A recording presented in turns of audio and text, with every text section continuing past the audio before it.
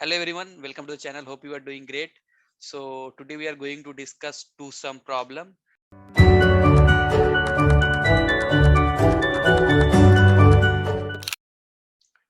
So mainly हमें क्या है कि हमें एक एरे दिया हुआ है एंड एक टारगेट नंबर दिया हुआ है. सो हमें क्या करना है कि जो टारगेट नंबर है वो सम ऑफ टू नंबर है और जो एरे एरे में एलिमेंट्स है उसके सम ऑफ टू नंबर है, राइट. तो मुझे ना उस इंडिसेस रिटर्न करना है. सो अगर आप इस क्वेश्चन में देखो कि 2, 7, 11 एंड 15 दिया हुआ है और मेरा टारगेट सम क्या है 9 है. सो यहाँ पे मेरा जो आउटपुट रिटर्न आ रहा है 0, 1 आ रहा है. 0, 1 क्यों आ रहा है? सो 2 + 7 = 9. सो मेनली मुझे ना वो दो नंबर पता करना है जिसका सम टारगेट वैल्यू के है के इक्वल है. और अगर वो दो वैल्यू का सम टारगेट वैल्यू के इक्वल है तो मेरा हमें बस उसका इंडिसेस रिटर्न करना है. और ये क्वेश्चन में ऑलरेडी एग्जैक्ट दिया हुआ है कि एग्जैक्टली वन सॉल्यूशन होगा, मतलब एक ही ऐसा पेयर होगा जिसका सम टारगेट वैल्यू के बराबर होगा, ठीक है. सो इन मेरे केस में 2 + 7 = 9 होगा. तो मुझे 2 एंड 0 एंड 3 का इंडिसेस है उसको मेरे को रिटर्न करना है, ठीक है. तो अब इसका सोल्यूशन क्या होगा? हमको जो आउटपुट मेरा होगा वो आउटपुट क्या आएगा इसका, आप देखो. इसका आउटपुट आएगा 0 एंड 3. क्यों? क्योंकि 0 इंडेक्स पे जो रखा हुआ है उसका प्लस जो 3 इंडेक्स पे रखा हुआ है उसका वैल्यू मेरा 9 के बराबर हो रहा है, इसलिए. ठीक है. अब अब हम लोग देखते हैं कि इसका भाई अप्रोच क्या होगा. सबसे जो बेसिक अप्रोच होगा वो क्या होगा. यहाँ पे 3 था. सो हम लोग क्या करेंगे कि हम लोग इटरेट करना स्टार्ट करेंगे फर्स्ट इंडेक्स से.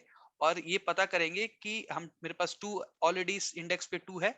सो उसके बाद हम लोग इटरेट करना शुरू करेंगे through out the array. And जो मेरा टारगेट सम है वो 9 है.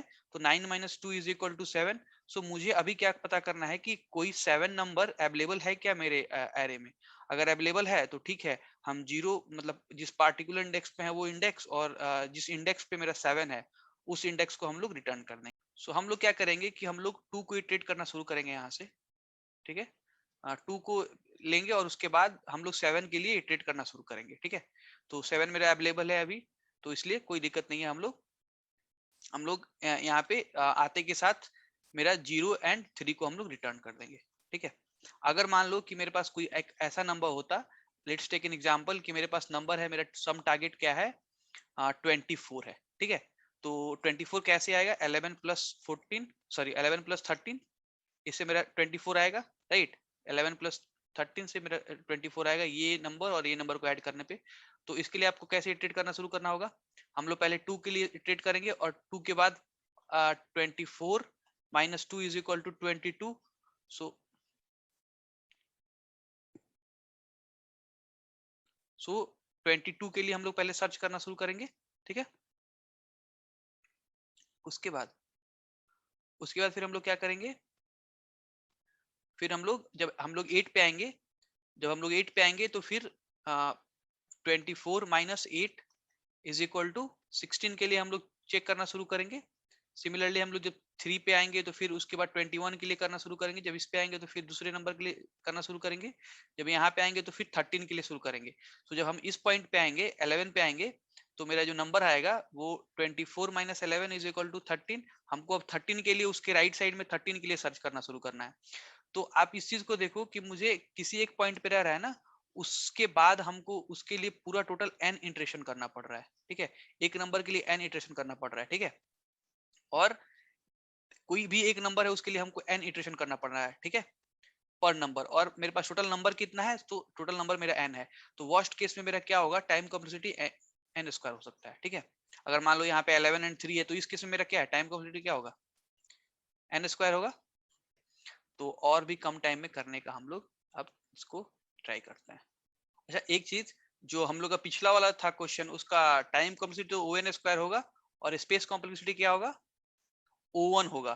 क्यों? क्योंकि हम लोग कोई एक्स्ट्रा स्पेस ज्यादा नहीं ले रहे हैं, ठीक है. और इसको हम लोग ऑप्टिमाइज करेंगे, ठीक.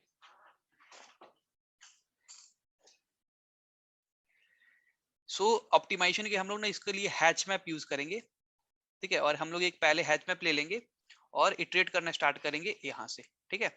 और मेरा जो टारगेट सम है, लेट्स टेक एन एग्जांपल कि मेरा 24 है, ठीक है. ठीक है. अभी हम लोग क्या किए कि इटरेट करना शुरू किए 2 से. सो हम लोग हम लोग इटरेट करना शुरू करेंगे और जब हम लोग किसी पार्टिकुलर इंडेक्स पे होंगे, सो हम लोग अपने एरे में चेक करेंगे जो सम है मेरा सम माइनस नम। नम मेरा मान लो कि अब जिस इंडेक्स पे रहेंगे उसका वैल्यू है इज इक्वल टू जो वैल्यू आएगा उस वो वैल्यू मेरे मेरे मैप में है क्या। अगर होगा तो हम उस इंडेक्स को और इस इंडेक्स को रिटर्न कर देंगे। सो हम लोग ड्राई रन करते हैं, कैसे करेंगे ये। सो मान लो कि हम लोग 2 पे गए, ठीक है। सो 24 - 2 इज इक्वल टू 22। सो 22 मेरे मैप में अवेलेबल है क्या? नहीं है, राइट। कोई भी की वैल्यू मेरे 22 नहीं है। और तो हम लोग क्या करेंगे कि 22 को, तो हम लोग क्या करेंगे, जो मेरा नंबर है 2, सो 2 को हम लोग मैप में अपने पुश कर देंगे और इस की के लिए जो वैल्यू होगा वो मेरा इंडेक्स होगा, तो इंडेक्स मेरा 0 हो जाएगा।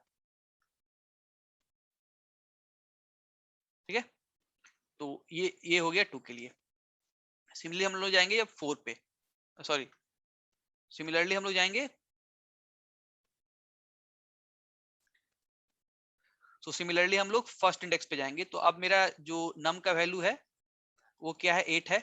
सो sum minus num is equal to मेरा क्या आएगा, 24 - 8 इज इक्वल टू 16। ठीक है। सो अब हम लोग चेक करेंगे कि मेरा जो 16 नंबर है ये मेरे ऑलरेडी मैप में है क्या, तो नहीं है। ठीक है, तो हम लोग क्या करेंगे, इसके 8 के लिए हम लोग इंडेक्स जो मेरा 1 है उसको हम लोग पुश कर देंगे। ठीक, सिमिलरली हम लोग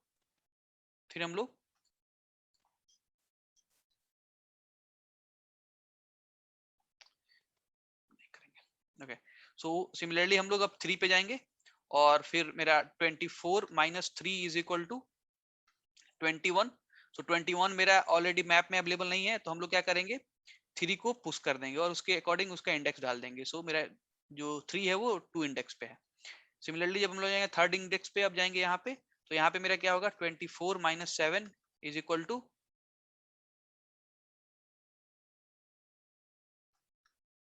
17। सो मेरा 17 ऑलरेडी अवेलेबल नहीं है। सो हम क्या करेंगे, फिर 7 के अकॉर्डिंग हम यहाँ पे 4 डाल देंगे, सॉरी 3 डाल देंगे। ठीक है, 7 के अराउंड। अब फिर जो मेरा होगा,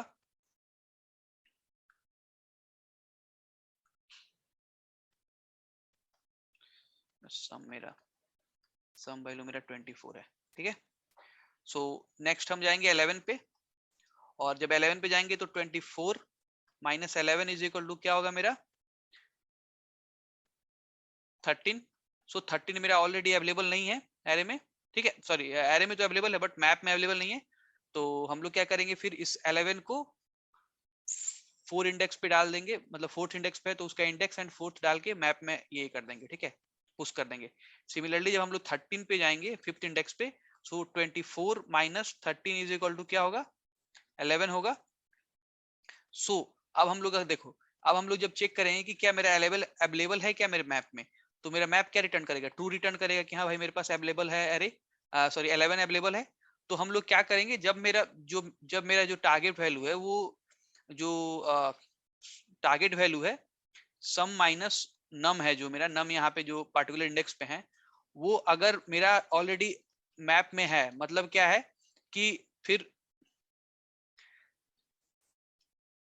सम का वैल्यू क्या मेनली हमको चाहिए, नम प्लस कोई प्रीवियस ऑलरेडी ऑलरेडी एग्जिस्ट करता हो। ठीक है, सो मैप में जो वैल्यू है उसका कोई वैल्यू, अगर मैप में का कोई वैल्यू अगर मिल जाए मुझे, तो मेरे सम के बराबर होगा, दो दो नंबर, राइट।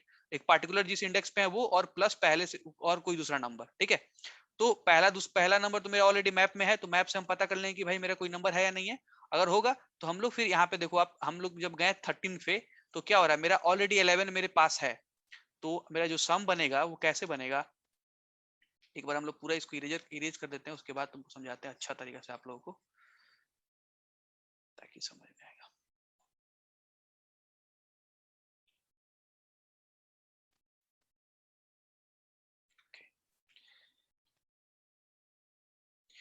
सो जब हम लोग, मेरा 24 आ रहा है, सो जब हम लोग 5 पे होंगे, तो जो मेरा 24 होगा वो किस तरह से हो सकता है, 11 + 13, 13 मेरे पास ऑलरेडी है। ठीक है, वही चीज हम जो कर रहे थे कि 24 माइनस 13 जिस पार्टिकुलर पोजीशन पे इज इक्वल टू 11। सो 11 मेरा ऑलरेडी मैप में है, अगर मेरा 11 मेरे ऑलरेडी मैप में है तो हम क्या करेंगे, 11 का इंडेक्स और मेरा 13 का इंडेक्स दोनों को हम रिटर्न कर देंगे। तो यहाँ पे इस केस में क्या करेंगे, 4 एंड 5। सो मेरा अभी 13 मेरा 5th इंडेक्स पे है तो हमको ही पता ही है, और 4 मेरा ऑलरेडी मैप से हम ले लेंगे और इस वैल्यू को रिटर्न कर देंगे। ठीक है, सो होप आप लोगों को समझ में आ गया होगा। अब आप इसका टाइम कॉम्प्लेक्सिटी देखो कि टाइम कॉम्प्लेक्सिटी वर्स्ट केस में क्या होगा।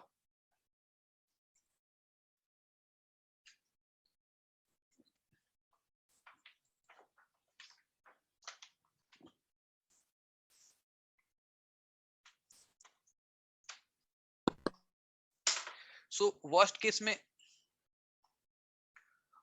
में इसका भी O N square time complexity होगा जब एन कॉन्फ्लिक्ट होगा, बट ऐसा पॉसिबल बहुत ही कम होता है। सो मेरा बेस्ट जो टाइम कॉम्प्लेक्सिटी होगा वो ओ एन होगा। ठीक है, एंड स्पेस कॉम्प्लेक्सिटी भी ओ एन होगा, बिकॉज हम लोग एक एक्स्ट्रा मैप ले रहे हैं और वो उसमें मैक्सिमम हम लोग एन नंबर पुश कर सकते हैं जितना नंबर ऑफ एलिमेंट्स है, right. So time complexity O N and space complexity O N. Hope आप लोगों को समझ में आ गया होगा। So thank you. Or before ending the video, Newton School is come up with the very exciting course that is full stack development course. So the best part is कि आपको पेमेंट तभी करना है जब आपका जॉब लग जाए, और जॉब अगर 4 लाख से लेके 5 लाख से लेके 40 लाख के बीच में लगता है तभी आपको पेमेंट करना है, अदरवाइज आपको पेमेंट नहीं करना है। तो जाओ, और लिंक आपको डिस्क्रिप्शन में मिल जाएगा, जाओ और एक्सप्लोर करो। सो थैंक यू।